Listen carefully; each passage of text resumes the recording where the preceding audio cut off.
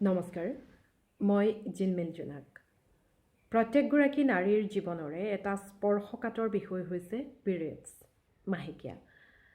সেই পিৰিয়ডছৰ ওপৰত মোৰ ভাইটি গোবিন্দ কৃষ্ণ মাধৱ তেওঁ খুব সুন্দৰ এটি কাহিনী প্ৰস্তুত কৰি উলিয়াইছে আৰু সেই কাহিনীটো মই আজি আপোনালোকৰ সন্মুখত পাঠ কৰিবলৈ লৈছোঁ। আশা কৰোঁ আপোনালোকে শুনিব আৰু ভাল পাব। গোবিন্দ কৃষ্ণ মাধৱৰ পিৰিয়ডছ।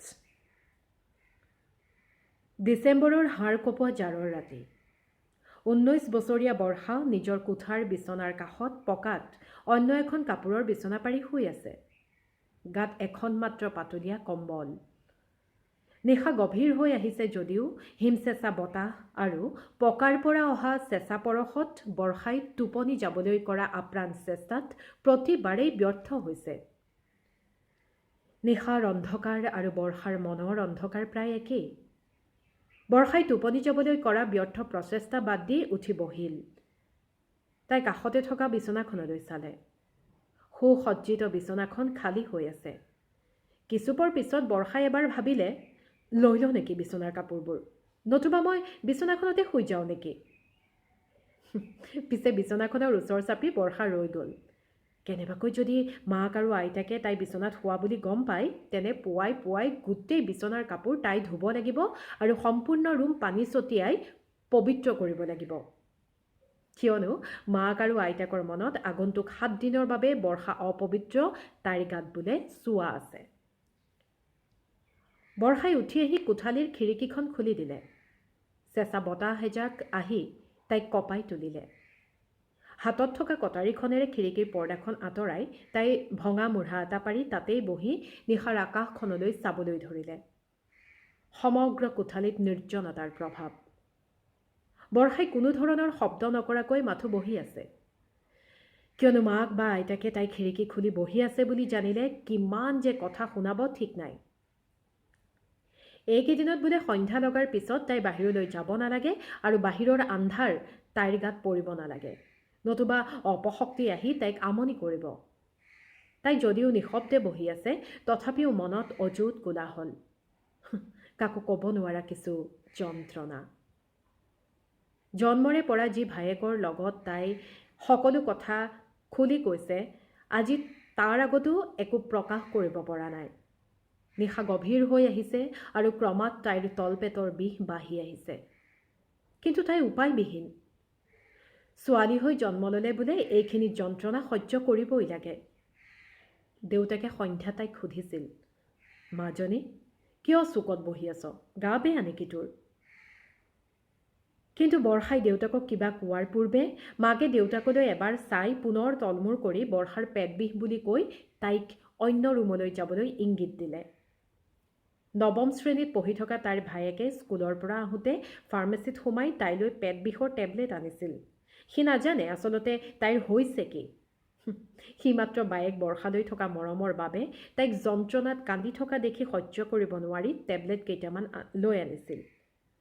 সি স্কুলৰ পৰা আহি টেবলেট কেইটা তাইৰ হাতত দি কৈছিল, তোৰ হৈছে কি? আজি মই স্কুলৰ পৰা আহোঁতে বাটত তোৰ লগৰ কলেজৰ দুজনী ছোৱালীয়ে তই কিয় কলেজ নগলি বুলি মোক সুধিছিল। মই পেট বিষ বুলি কোৱাত সিহঁতে একো নামাতি আঁতৰি গ'ল। শুন না, এইকেইটা খাই ল'বি, তোৰ ভাল হ'ব আৰু কাইলৈৰ পৰা তই আকৌ কলেজলৈ যাবি। ভায়েক আঁতৰি যোৱাৰ পিছত মাকে তাইক খঙত টেবলেট কেইটা পেলাই দিবলৈ ক'লে। আইতাকে কৈছিল, হেৰো, বেছি লেবেজান হৈ দেখাব নালাগে। হেৰো, তোৰ বয়সত আমিও এনে দিন পাৰ কৰিছোঁ। তোৰ মাৰেও গাভৰু দিন পাৰ কৰি আহিছে। মাকে তাইক বুজাবলৈ চেষ্টা কৰিছিল, অলপ সহ্য কৰি থাক, নিজেই ভাল হ'ব। ডাক্তৰৰ ওচৰলৈ যাব নালাগে আৰু মানুহৰ আগত কোৱা প্ৰয়োজন নাই পেট বিষ বুলি। প্ৰতি মাহৰ এই নিৰ্দিষ্ট দিনকেইটাত বৰ্ষাই সন্মুখীন হ'ব লগা হয় ভায়েকে কৰা কেইটামান প্ৰশ্নৰ। প্ৰাৰ্থনা কিয় নকৰিলি আজি? তই স্কুল যোৱা নাই কিয়? আৰু ঘৰতো পঢ়া নাই কিয়? বিচনাখন থাকোঁতে তই পকাত কিয় শুব লাগে? ইত্যাদি ইত্যাদি। যাৰ উত্তৰ হয়তো বৰ্ষাৰ ওচৰত নথকাৰ বাবে তাই কিছু বুজা কঢ়িয়াই ফুৰিছে। কোনোদিনে মিছামাতি নোপোৱা বৰ্ষাই প্ৰতি মাহৰ এই নিৰ্দিষ্ট দিনকেইটাত মিছলীয়া হৈ পৰে আৰু সৰুৰে পৰাই যিখন ঘৰত ডাঙৰ হৈ আহিছে সেই ঘৰখনৰ মানুহবোৰৰ আগত তাই লাজুকীয়া হৈ পৰে। ইচ্ছাকৃতভাৱে নহয়, মাক আৰু আইতাকৰ মতে সেয়া বোলে ছোৱালীৰ ধৰ্মই। কেতিয়াবা আলহী আহিলে, মানে পুৰুষ আলহী আহিলে, কেতিয়াবা আলহী আহিলে তাইক আঁতৰি আঁতৰি বিচৰণ কৰা দেখিলে প্ৰশ্ন কৰে কি হৈছে বুলি। এনে পৰিৱেশত আইতাকে তাইক উত্তৰত কাহ এটা মাৰি আঁতৰি যাবলৈ শিকাইছিল। ভাত খোৱাৰ পৰত যেতিয়া আলহীয়ে প্ৰশ্ন কৰে বৰ্ষাই ভাত খাবলৈ অহা নাই যে, মাকে তেতিয়া কয় তাইৰ জ্বৰ হৈ আছে, আজি ভাত নাখায়। যেতিয়া সকলো ভাত খাই আঁতৰি গৈছিল তেতিয়া মাকে তাইক মনে মনে কৈছিল, তোৰ কাঁহী বাতিযোৰ উলিয়াই আন ভাত খাবলৈ। আৰু আইতাকে আজি 8 বছৰৰ আগতে নিৰ্দিষ্ট কৰি দিয়া চিলভাৰৰ কাঁহী বাতি আৰু মগটো হাতত লৈ বৰ্ষাই পাকঘৰৰ বাহিৰত অপেক্ষা কৰিছিল ভাত খাবলৈ। শিক্ষিতা বৰ্ষাই জানে যে ধাতু নথকা পাত্ৰত আহাৰ গ্ৰহণ কৰাটো ভুল, স্বাস্থ্যৰ প্ৰতি ই হানিকাৰক। বৰ্ষাই জানে যে এই দিনকেইটাত তাই ভাল খাদ্য খাব লাগে, নিজকে কষ্ট দিব নালাগে, তথাপিও বৰ্ষা নিমাত আছিল। আৰু কিবা কৈ লাভ কি যেতিয়া মাক আৰু আইতাকৰ মনত 7 দিনৰ বাবে বৰ্ষা অপবিত্ৰ, তাইৰ গাত বোলে চুৱা আছে। বৰ্ষাৰ মাক বা আইতাকৰ বাবে চেনিটৰী পেড হিচাপে ব্যৱহাৰ কৰা হুইস্পাৰ নামটো এটা লাজ লগা শব্দ। প্ৰতিবাৰেই তাই মাকক ফুচফুচাই ক'ব লগা হৈছিল, মা মোক হুইস্পাৰ আনি দিব লাগে। ডাঙৰকৈ ক'লেই বিপদ যদি কোনোবাই শুনি বেয়া কথা হ'ব বোলে, আৰু আইতাকে শুনা পালে চেচেই। বৰ্ষাৰ ভাবিবলৈও বেয়া লাগে, আইতাকে ফটা কাপোৰ কিছুমান চিলাই বিজ্ঞানৰ ইউৰিনেশ্যন বিষয় স্কুলত সকলোৰে লগত বিতংকৈ পঢ়া আৰু আলোচনা কৰা বৰ্ষাই ভাবি পোৱা নাই আচলতে ঘৰৰ মাজতে তাৰে দৰে হাজাৰ ছোৱালীয়ে কিয় পিৰিয়ডছক লৈ যন্ত্ৰণা সহ্য কৰিব লাগে। বৰ্ষাই জানে যে যি শিৰাৰ মাধ্যমত ৰক্ত শৰীৰৰ বাহিৰলৈ ওলাই আহে সেই শিৰাত হোৱা অত্যাৱশ্যকীয় চৰ্বিৰ বাবে ৰক্ত সঞ্চাৰণ কম হয় আৰু তাৰ বাবেই পেটত বিষ অনুভৱ কৰা হয়। তেনেস্থলত তাই কিয় চিকিৎসাৰ সহায় ল'ব নোৱাৰে, কিয় ঔষধ ব্যৱহাৰ কৰিব নোৱাৰে? প্ৰতি মাহৰ নিৰ্দিষ্ট দিনকেইটাত কিয় নীৰৱে বমি, পেট বিষ, কঁকাল বিষ আৰু কেতিয়াবা জ্বৰ আদি যন্ত্ৰণা সহ্য কৰি থাকিব লাগে? অৱশ্যে তাই সহ্য কৰা যন্ত্ৰণাই তাইক ইমান কষ্ট নিদিয়ে যিমান কষ্ট মাক বা আইতাকৰ দৰে মানসিকতাৰ মানুহে তাইক অপবিত্ৰ বুলি গণ্য কৰে।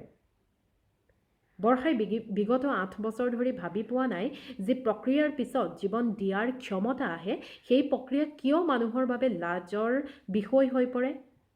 সৰুতে খেলা ধূলা কৰোঁতে কেতিয়াবা পৰি আঘাত পাই হাত ভৰিৰ পৰা সামান্য তেজ ওলালে যি মাক আইতাকে ইটোৰ পিছত সিটো দৰৱ সানিবলৈ ডাক্তৰৰ ওচৰলৈ নিবলৈ তৎ নোহোৱা কৰে, বৰ্তমান শৰীৰত আঘাত নাপায় যদিও প্ৰতি মাহে হোৱা ৰক্তক্ষয়ৰ বাবে সেই মাক আৰু আইতাকে তাইক অশুদ্ধ বুলি গণ্য কৰি বিভিন্ন সামগ্ৰী স্পৰ্শ নকৰিবৰ বাবে সতৰ্ক কৰে।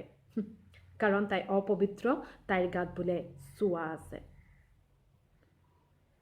বৰ্ষাই খিৰিকীখন জপাই থলে। পুৱা হ'বলৈ আৰু বেছি পৰ নাই। তাই আহি পকাৰ পৰা অস্থায়ী বিচনাখনৰ কাপোৰবোৰ উঠাই নিজৰ স্থায়ী বিচনাত থলে আৰু তাতেই শুই পৰিল। অলপ অলপ টোপনিৰ ভাৱ এটাই বৰ্ষাক হেঁচি ধৰিছিল। তাই টোপনিৰ পূৰ্বেই মনতে সংকল্প ল'লে, এতিয়াৰ পৰা আৰু সহ্য নকৰোঁ। হাজাৰ কওক মোক অপবিত্ৰ বুলি, কিন্তু মই অপবিত্ৰ নহওঁ। হাজাৰ গালি দিয়ক মোক নীলাজ অভদ্ৰ বুলি, কিন্তু মই আৰু নীৰৱে কষ্ট সহ্য নকৰোঁ। মই নাৰী আৰু এয়া মোৰ প্ৰকৃতি। পিৰিয়ডছ কোনো লাজ বা ঘৃণাৰ বিষয় হ'বই নোৱাৰে। ধন্যবাদ।